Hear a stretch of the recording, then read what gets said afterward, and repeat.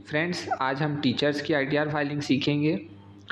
अगर आपका टीचर का प्रोफेशन है और आपको सैलरी मिलती है तो आईटीआर 1 फाइल होगी। कोचिंग सेंटर चलाते हैं as a freelancer income ITR 4 file होगी। अगर आप टीचर भी हैं और शाम को आके कोचिंग भी पढ़ाते हैं तो आईटीआर 4 फाइल करनी पड़ेगी।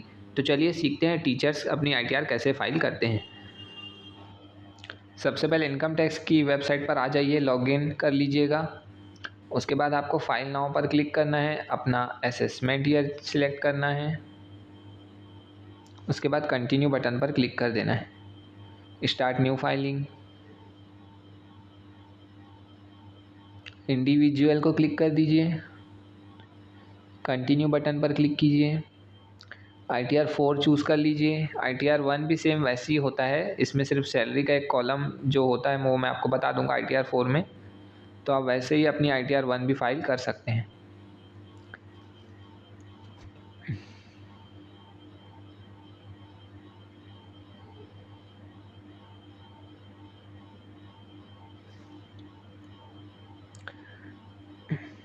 यहाँ पर आपको अदर्स सिलेक्ट कर लेना है और कंटिन्यू बटन पर क्लिक कर देना है।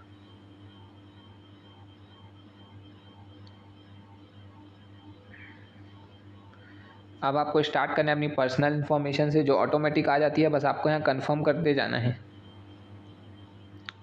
यहाँ पर आपको नीचे आएंगे तो आपको नेचर ऑफ एम्प्लॉयमेंट तो आप देख लीजिएगा अपने हिसाब से, सेंट्रल स्टेट। तो यहाँ पर आपको अदर सिलेक्ट कर लेना है।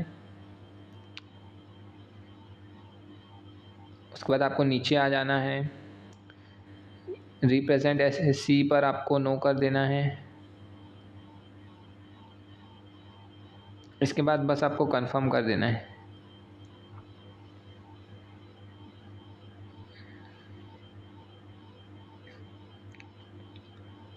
अब पर्सनल इन्फॉर्मेशन आपकी कंफर्म हो गई। ग्रॉस टोटल इनकम पर जाना है। यहाँ पर बहुत सारे क्वेश्चन आएंगे तो आपको उसको स्किप कर देना है। स्किप कर दीजिए, यस। इसके बाद आपको इनकम फ्रॉम सैलरी, अगर आप एक टीचर हैं और आपको सैलरी मिलती है स्कूल में तो यहाँ पर आपको इनकम फ्रॉम सैलरी में जाके राइट साइड में देखिए एडिट बटन है, इस पर क्लिक कर देना है। यहाँ आपको कुछ नहीं करना, बस salary as per section 17 sub section 1 जो ए पॉइंट है, यहाँ पर आपको, अब मान लेते हैं कि आपकी सैलरी है 2 लाख रुपए, जितनी होगी आपकी रियल में आपको यहाँ उतनी ही डालनी है। इसके बाद आपको नीचे आ जाना है, 50,000 की स्टैंडर्ड डिडक्शन मिल जाएगी और इसको सेव कर देना है। अब मान लीजिए कि आप टीचर हैं पर शाम को आके आप कोचिंग भी लेते हैं, तो ये आपकी फ्रीलांसिंग इनकम हो गई। एक तरीके का ये प्रोफेशन हो गया। इसके लिए आपको इनकम फ्रॉम बिजनेस और प्रोफेशन में आ जाना है। यहाँ पर आपको प्रोफेशन सिलेक्ट करना है।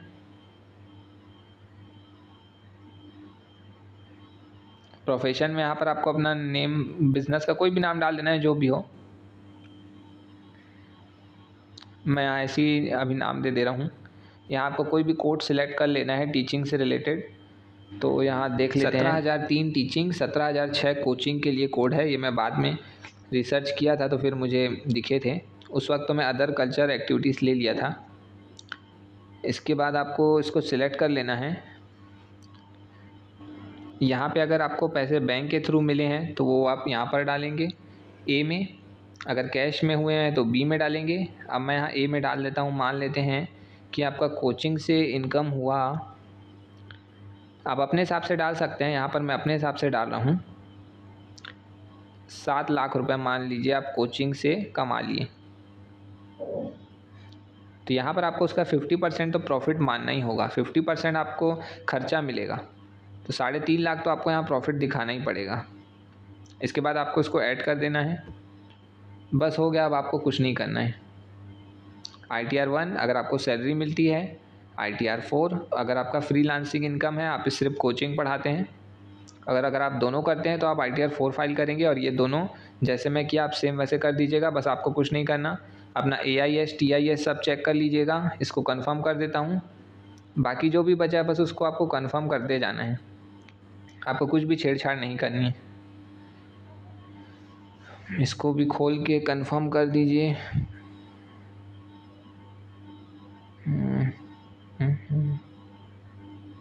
डिडक्शन में तो कुछ डिडक्शन आपको मिलेगी नहीं, न्यू टैक्स रेजिम है, तो इसको भी कंफर्म कर दीजिए।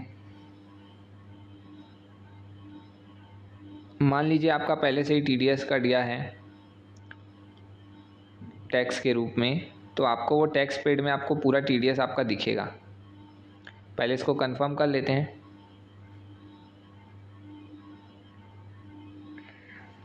अब ये जो टैक्स पेड वाला कॉलम है, यहाँ देखिएगा लिखा हुआ होगा फर्स्ट में ही, सैलरी इनकम से अगर पहले से ही TDS कटा होगा तो फर्स्ट में आपका शो हो जाएगा। अगर आपकी कोई टैक्स लायबिलिटी नहीं आएगी तो आपको पूरा TDS का रिफ़ंड भी मिल जाएगा।